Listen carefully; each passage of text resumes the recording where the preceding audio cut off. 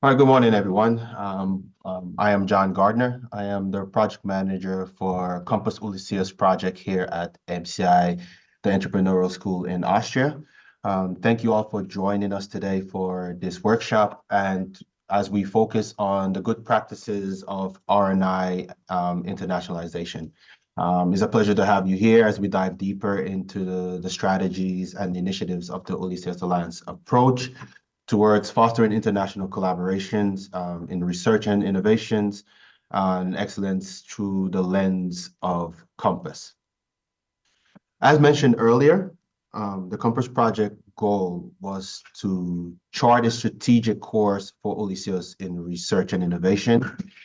We achieved these by showing that Compass played a very key role in connecting the research efforts of the European research area and with the wider European economic area. And this was a point of fostering greater collaborations between researchers across the borders.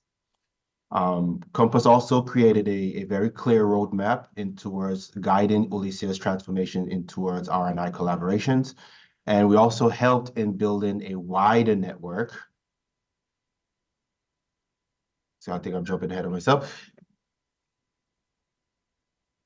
A wider network in ensuring the different strategic collaborations between us. And this shows from the addition of our two new partners, as mentioned earlier, the University of Munster and also the University of Montenegro.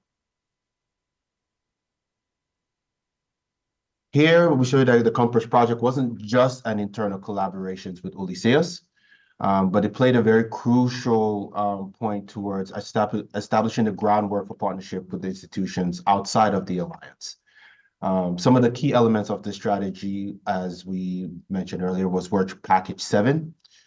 This is our Beyond Europe initiative, and this initiative was clearly to demonstrate Ulysses' collaboration ambitions in R&I collaborations, and by using Compass project, we could see that we position ourselves towards the aspect of how we go from the international approach. The plan itself, the action plan itself was, you could say, data-driven in our approach. And we focus on building strong partnership collaborations with new standards for excellence and innovation in this domain. So here is an outlook of the Ulysses action plan and the data blueprint, as I mentioned earlier. This was to look at the different internal exploration and strategy development as developed by the Ulysses partners. We look at the different partnership selections. These were some very strong focal points in terms of the different bilateral meetings that we had internally, and looking at the different action planning and implementation evaluations of all our partners, in other words, to pick the different target regions that Ulysses had in mind. So here we could say one of the key achievements, I'm not jumping ahead of myself. One of the key achievements for the Compass project was the creation of a comprehensive action plan for Ulysses. So this plan wasn't just the list of goals, as I'm showing you here, but a detailed roadmap with several different objectives and actionable recommendations to guide the R&I efforts within Ulysses. What makes this road plan, our action plan, quite unique is that it has a data-driven function. We conducted a thorough analysis of each partner university, as I mentioned earlier, using tools such as different SWOT analysis. And I would say this approach helped us to leverage our strengths and our weaknesses to allocate our different resources effectively.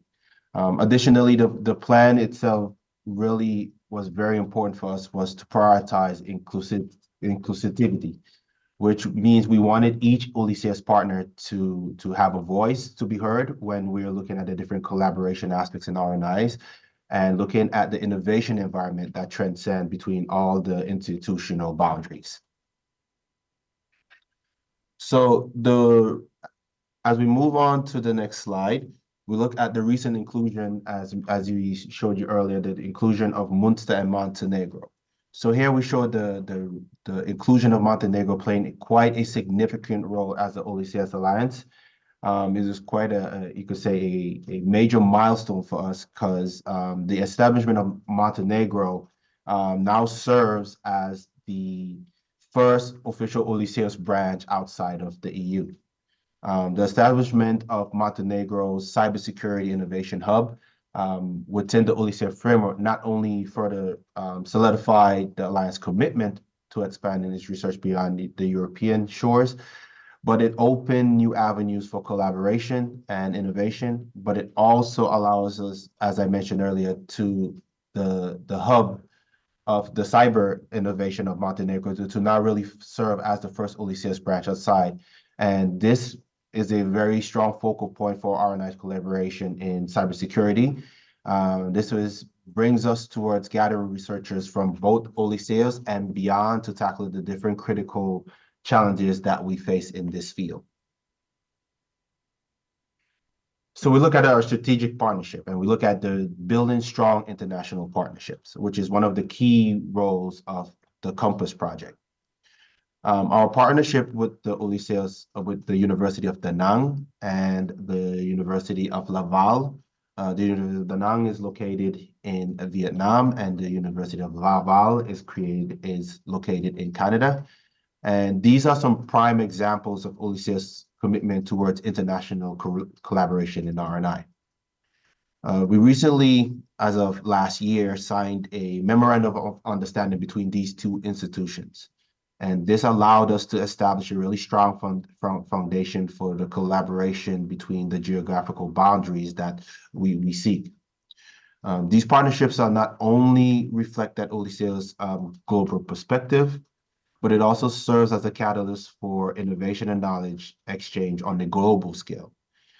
With these partnerships, it allows us to share the expertise and tackle the different challenges together that we'll face in the upcoming years. And it also helps us to advance research excellence going forward.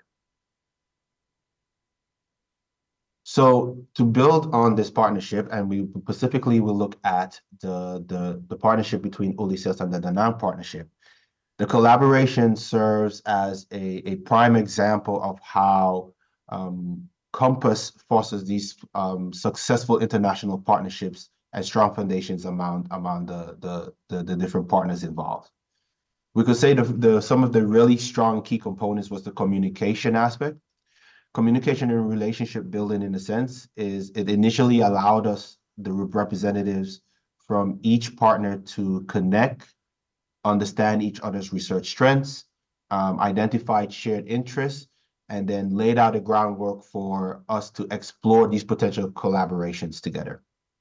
In terms of formalizing the collaboration, as mentioned earlier, the MOU marked a very significant role in allowing these partners to come together to establish a very clear framework for collaboration and ensuring transparency and mutual understanding. So we could also look at the different aspects of the different research workshops that came into play. From this particular partnership, we could say we solidified the partnership through this particular conference that was held. The importance of this conference was the OECS Da Nang Education and Research and Innovation Forum. This further solidified this partnership, and the conference was a very important way in terms of connecting all researchers from both sides in order to tackle different international and research collaboration topics in research and innovation. By bringing together these researchers and educators from both institutions, the conference provided a platform for in-depth discussions, a lot of room for brainstorming sessions, and the development for concrete research projects. In the project itself, over 80 researchers, both from OECS and the university, participated in the workshop. And this allowed us to come together and align our international collaboration goals through the Compass project. And through these series of workshops and discussion, researchers from both institutions had the opportunity to dive deeper into key global challenges and trends, both from the aspect of education and in innovation. And I believe this exchange of ideas, could say enrich the research landscape because it laid out a foundation for future collaborations with research projects that address the different issues that arises in a global estate at this moment. From the outcome from this particular partnership shows that there's a shining example for Compass Ulysses internationalization strategy in action. As mentioned earlier, we didn't just look at the aspect of just fostering collaborations with just any partners outside, but we look at fostering a knowledge exchange through the different partnerships, which offers a valuable model for future endeavors. Through these successful collaborations, you can see that Odysseus demonstrates its commitment towards building strong relationships with international partners, towards facilitating open communications and knowledge exchange, and hence also developing concrete research projects outside between international partners. So ultimately, the overall objective of this particular conference was to pave a more interconnected way and an innovative way of how future partners from different alliances could benefit from researchers from both internationally and in Europe in towards contributing towards the advancement of different topics on the global scale. So the other thing that's quite an important thing for our Compass project was the promoting of the international cooperation aspect initiative from Odysseus. As we know, Odysseus is actively promotes international cooperation in research and innovation. And through these initiatives like our Compass project, we held different conferences online, and these conferences serve as a multiple approach in terms of sharing back best practices and exploring different nuances within the realm of university alliances. Just to give a quick breakdown or rundown, in Conference 1, we focus on the aspect of facilitating knowledge and exchange and identifying the different challenges in global collaborations. This conference in particular, we looked at examining the challenges faced in long-term collaborations between institutions and individuals, and also exploring the what's crucial for actual success towards identifying good partnership skills between alliances. And by equipping partners with this particular knowledge, we could say we try to empower others to navigate the different complexities and nuances towards enduring R&I collaborations. For Conference 2, we dived in further into the different practices by exploring ourselves as Odysseus and the other European universities towards their unique approach towards international R&I collaborations. Conference 2 provided a bit of an insight through the different case studies. For us, we use the integration of the Laval and the Danang partnership, using it as a practical tool to show the different aspects of how the successful integration of partners could be done between different Odysseus partners and university alliances. And we also believe that this conference had the opportunity to equip attendees with different successful factors or collaboration factors that they could use within their own journey towards R&I collaborations. Additionally, you could say that the Compass Beyond Europe conferences, Odysseus also actively collaborates with different European alliances for international cooperation and R&I collaboration projects. One notable example of this collaboration would be the 4EU2 project. This project was a success in terms of creating a survey to understand European university alliances and how they go about with their international collaboration strategies with non-EU partners. You could say this particular collaboration effort highlighted Odysseus or Compass commitment towards the knowledge sharing and the collective action within the European University Initiative ecosystem, And the ultimate aim is to strengthen Europeans' global R&I landscape and its approach towards it. So we look here at the Compass International program. We look at the different fostering strategic collaborations. Because Compass commitment to internationalization extended beyond just these conferences, as I mentioned earlier, and the surveys that in partnership with the 4 EU2 members for the strategic collaboration of non-EU partners. But it also serves as a driver and for fostering collaborations with key partnerships outside of the European Union. And through this particular international program, Compass helped facilitate towards supporting Odysseus towards their joint research projects, the mobility programs, and for using the different aspects towards leveraging funding opportunities for partners.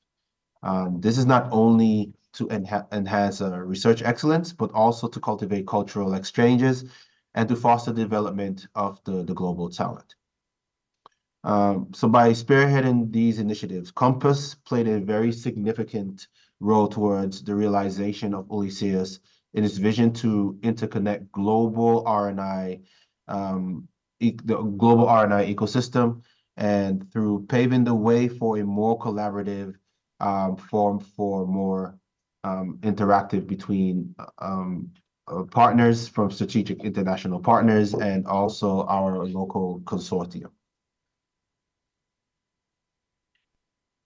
Here we could say that the Odysseus journey towards internationalization and R&I excellence is a testament for its commitment to innovation and collaboration and inclusivity. For the Compass project as a means was a very important strategic in terms of strategic partnership with international institutions. And also Odysseus shows that it supports Odysseus in constantly demonstrating its dedication towards shaping the future in R&I collaborations. And as we look ahead, I believe there's no doubt that the Compass project in its 3-year run thus far will continue to aid Odysseus and use as a foundation plan as Odysseus goes forward towards pushing the boundaries of knowledge and fostering global culture of collaboration and excellence in the pursuits of innovation. And likewise with all the projects, if you're interested in exploring the other good practices guide in detail, the guide would be available on the Odysseus website and publications. You're welcome to visit our Odysseus page and download it once it has been posted or is live on the page. So thank you for the opportunity to present, and I wish you all a good day, and I look forward to your questions and hope I could give you good feedbacks on them. Thank you very much for listening, and I sign off. Thank you very much, John. Excellent indeed. Great. Well, what a journey. You have transported us. You have beamed us into the wide world out here. Well, do we have any questions from our audience? Anyone would like to learn more from John? If not, I have a couple. You see, I was really intrigued by this international approach in the sense of selecting. You mentioned that these international partners have been selected from a number of candidates. And I was wondering about the selection criteria, and I'll tell you why, because in many cases, particularly for us here in Europe, we are so much focused on our EU programs, Horizon, Erasmus. You know, we navigate from one funding instrument to another. We are so busy with our bureaucracy and EU rules that sometimes it's a bit difficult for us to project ourselves beyond that. And with everything that you explained, it was clear that it was a very serious and very elaborated process of selecting these partners, particularly keeping in mind what we can gain from them and what they can gain from us. So this process of give and take what have been the key points of attraction in selecting these particular two partners, Vietnam and Canada, a very broad range of skills and expertise. So what exactly were the main points of interest in selecting these two partners and extrapolating in selecting new partners if the internationalization process continues, of course? Well, if we look based on the feedback in terms of establishing the different partnerships, one of the key assets for us was to look at the different projects that's really between our hubs. As you know, that we have 8 different hubs, and all of these covers very different wide range of topics and topics in the international scale. So the idea was to identify partners who share this particular vision and could contribute to the unique expertise towards collaborating such endeavors. And by establishing such a strategic partnership, we had to make sure these aligned also with not just only the European initiative of vision of things, but also within Odysseus, and how as we try to seek to create a global, innovative, and knowledge exchange platform that allows strategic partners such as Da Nang and Laval to expand the reach that we have in terms of with researchers, and also to amplify our impact towards contribute towards addressing the different global challenges that we are now facing with innovation and research projects. So by leveraging the different expertise within the Odysseus Alliance and also the expertise of our partners, the aim was to try to find ways to accelerate these particular partnerships and create these synergies. Because if we already have these particular synergies already aligned, then it makes it easier to go forward and make these collaborative aspects in terms of the strategic partnership and selection process with the different partners that Odysseus or Compass helps us aid in. All right. We actually have one question which aligns very well with what you said. Ricardo Notarangelo is asking if you have examples of formal collaboration projects with Da Nang or Laval that are already running, or is it something to be prepared that is still to follow? No, we do already have these aligned collaborations that's already in place.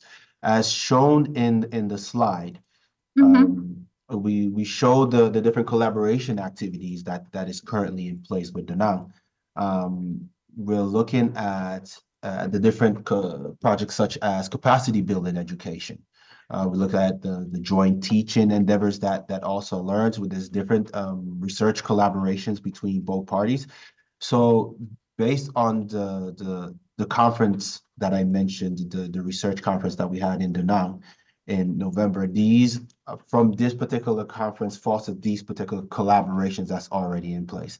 So there are multiple collaborations that's already aligned, and the collaborative initiatives resulting from this particular conference. And so they're already aligned, and we have researchers from both the alliances already in collaboration working on these particular projects. I may not be able to get down into the very specifics, but as I just give you a generalized overview of the different activities that both parties are already collaborating on. All right, thank you very much. That's really very, very informative. Are there other questions from the audience? All right. No more questions from the audience? Well, then that gives me the possibility to fire another question. Oh, well, what a joy for me to have all this time. John, actually, based on my own experience of having participated or led or designed myself a lot of international cooperation projects, I noticed that, especially when we are working with large international networks, there's always a sort of European way of doing things, that sooner or later tends to pop out. And when you are distinguishing yourself vis-a-vis the other partners in this way, there are sort of mixed reactions. For instance, American partners or Canadian partners say, oh, your European way of doing things. You are always, over preparing students. Let's go to a more relaxed way of doing things. Like the garage approach of Silicon Valley. Is there any situation that you of this kind that you have been faced with? For instance, a specific way of doing things, the European way versus the Vietnamese way or the Canadian way, and how did that mix into the cultural backgrounds of the teams? What was the final outcome of this intercultural exchange? That's a very interesting question. You could say there have been significant outcomes in terms of where the goals sometimes seems like they're very different on both sides. And I think the key aspect is to look at the different when it comes especially with the cultural and diversity exchange. It's very important to have some flexibility in towards the different approaches that you have. We at times may have a particular fixed aspect of how we would like to address or go forward with the different collaboration aspects.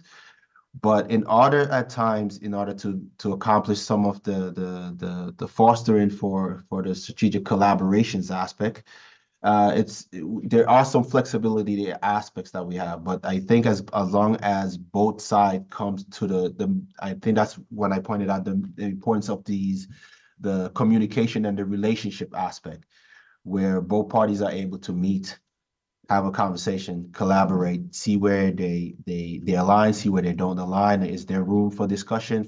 Is there room for enhancing how to undertake certain research endeavors? How do we promote the innovation aspect? Because everybody do have the different nuances of how they go about nurturing such talent. From our side, we like to nurture our talent within travels and Erasmus programs and different stuff. Others may not have the same similar. So it's trying to find these different collaborative aspects in terms of how could we align these things. And I think one of the key lessons learned from these international corporations is that we have to be very mindful of the relationship and the communication aspect to understand both sides of how they want to address when we're looking to come together to form a collaboration or a partnership in sense.